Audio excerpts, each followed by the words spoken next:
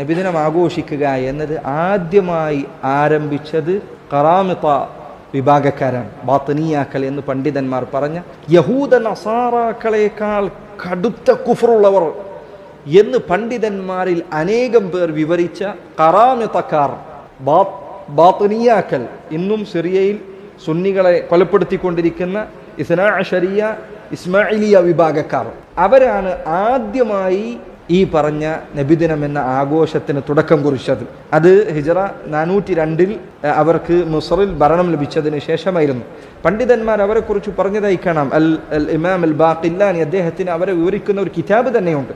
അദ്ദേഹം പറഞ്ഞു, ഹും ഖൗമുൻ യുദ്ഹിറൂന അർ-റഫ്ദ വയുബ്തിനൂന അൽ-കുഫ്റ അൽ-മഹ്ദ.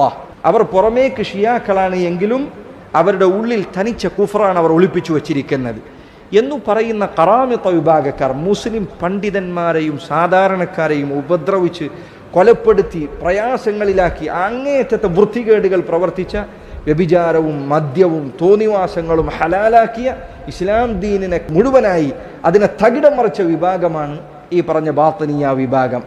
അവരാണ് ആദ്യമായി ഈ പറഞ്ഞ ആഘോഷത്തിന് തുടക്കം കുറിച്ചത്. ഇത് ഷാഫിഈ പണ്ഡിതന്മാരിൽ എണ്ണപ്പെടുന്ന അൽ മിഖ്രീസി, അദ്ദേഹം തൻ്റെ അൽ ഖുതത്തുൽ മിഖ്രീസിയ എന്ന ഗ്രന്ഥത്തിൽ വിവരിച്ച കാര്യമാണ്. ഇവിടെയുള്ള ചില കവിതകളിലും മറ്റത് ചില ആളുകൾ പറഞ്ഞിട്ടുണ്ട്. എന്നാൽ ഇർബലിലാണ് ആദ്യം മൗലിദാഘോഷം ആരംഭിച്ചത് എന്നത് തെറ്റാണ്. ഇർബലിൽ ആരംഭിച്ചു എന്ന് പറയുന്നത് ഇവരാഘോഷിച്ചതിൻ്റെ എന്താ പറയുക പുനരാഘോഷം മാത്രമായിരുന്നു. ഇന്ന് തുടങ്ങി വെച്ചത് ഇവരാണ്.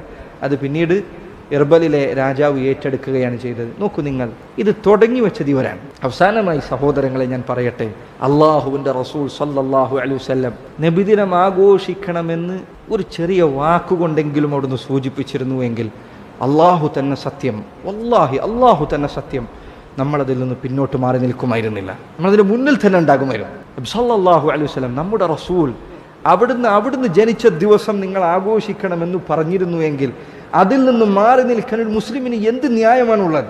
അള്ളാഹുവിൻ്റെ റസൂൽ സല്ലല്ലാഹു അലൈഹി വസല്ലം കൽപ്പിച്ചില്ല എന്ന ഒരൊറ്റ കാരണമല്ലാതെ മറ്റൊരു കാരണവും നബിദിനത്തിൽ നിന്ന് പിന്മാറി നിൽക്കാൻ ഒരു മുസ്ലിമിനെയും പ്രേരിപ്പിക്കുന്നില്ല, ഒരു മുവഹിദിനെയും പ്രേരിപ്പിക്കുന്നില്ല, ഒരു സലഫിയെയും പ്രേരിപ്പിക്കുന്നില്ല. അള്ളാഹുവിൻ്റെ റസൂൽ സല്ലല്ലാഹു അലൈഹി വസല്ലം നമുക്ക് നമ്മുടെ സമ്പത്തിനേക്കാൾ, കുടുംബത്തെക്കാൾ, നമ്മുടെ വീട്ടുകാരെക്കാൾ, നമ്മുടെ സ്വന്തം ജീവനേക്കാൾ നമുക്ക് വിലപ്പെട്ടവരാണ്. അവിടുത്തെ ദീൻ അത് നമുക്ക് ഏറ്റവും വിലപ്പെട്ട കാര്യമാണ്. നമ്മുടെ ജീവൻ, നമ്മുടെ ജീവിതം അതിനുവേണ്ടിയാണ് നമ്മൾ ബലി കഴിച്ചിരിക്കുന്നത്. അവിടുത്തെ അഭിമാനം, അവിടുത്തെ ജീവിതം, അവിടുത്തെ ഹയാത്ത് അത് പഠിപ്പിക്കുക എന്നത്, അതിൽ നാം അനുഭവിക്കുന്ന സന്തോഷം ചെറുതല്ല. അത് കേൾക്കുന്നതിൽ നമുക്കുണ്ടാകുന്ന സന്തോഷം ചെറുതല്ല.